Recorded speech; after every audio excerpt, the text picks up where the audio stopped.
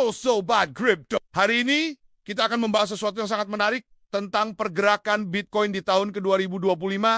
Kalian pasti penasaran kan dengan harga Bitcoin saat ini? Kabar gembiranya, Bitcoin telah mencapai level yang luar biasa. Per tanggal 1 Juni tahun 2025, harga Bitcoin bergerak di kisaran 104.000 hingga 105.000 dolar Amerika.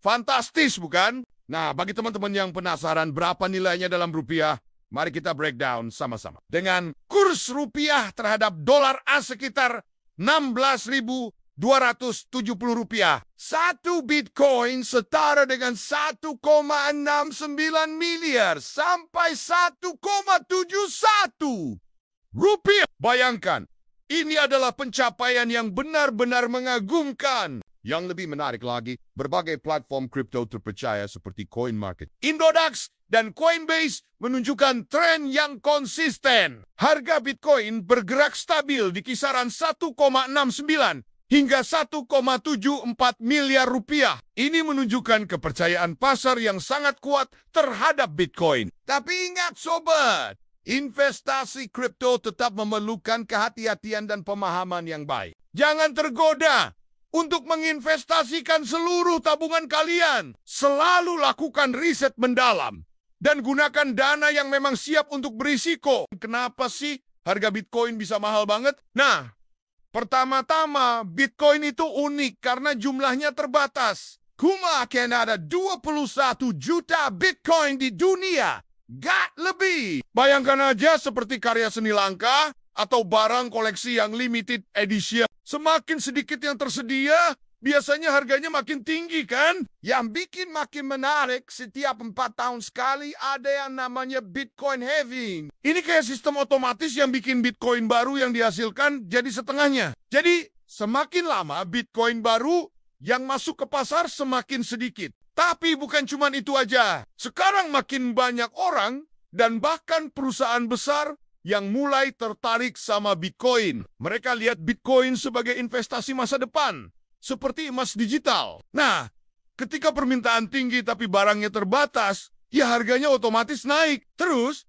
proses bikin Bitcoin itu sendiri nggak murah loh. Butuh komputer khusus yang mahal dan listrik yang banyak. Ini juga jadi salah satu alasan kenapa harganya tinggi. Para penambang Bitcoin nggak mungkin mau jual dengan harga murah kalau biaya produksinya aja sudah mahal. Yang menarik lagi, semakin banyak negara yang mulai mengakui Bitcoin. Beberapa bahkan udah jadiin Bitcoin sebagai alat pembayaran yang sah. Ini bikin kepercayaan orang terhadap Bitcoin makin kuat. Ditambah lagi dengan perkembangan teknologi yang terus membuatnya lebih aman dan mudah digunakan. Nah, itu dia penjelasan singkat kenapa Bitcoin bisa mahal.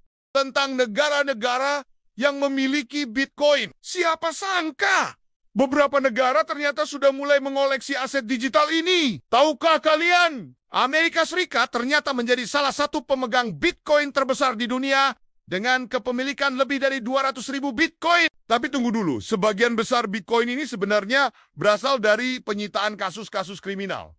Menarik ya? Tidak mau kalah, Tiongkok juga memiliki hampir 200.000 Bitcoin. Sama seperti AS. Mayoritas Bitcoin ini juga hasil penyitaan dari berbagai kasus. Yang mengejutkan adalah Bulgaria. Negara di Eropa Timur ini dilaporkan memiliki lebih dari 213.000 Bitcoin dari satu kasus penyitaan besar di tahun ke-2017.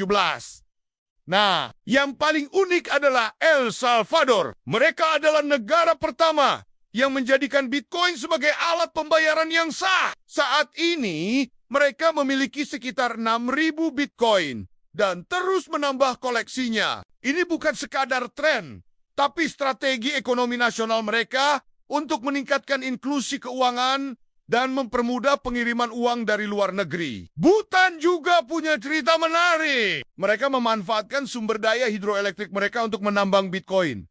Pintar sekali kan? Saat ini mereka diperkirakan memiliki sekitar 12.000 Bitcoin. Ini menunjukkan bagaimana teknologi cryptocurrency bisa dimanfaatkan dengan bijak untuk pengembangan ekonomi. Yang perlu kita ingat, kepemilikan Bitcoin oleh negara-negara ini memiliki berbagai alasan. Ada yang dari penyitaan, investasi strategis, adopsi sebagai alat pembayaran sah, hingga hasil penambangan. Setiap negara punya cerita dan strateginya masing-masing. Temen, ini menunjukkan bahwa Bitcoin bukan lagi sekadar mata uang digital yang diperdagangkan oleh individu atau perusahaan, bukan negara. Negara besar sudah mulai mengakui potensinya sebagai aset strategis masa depan.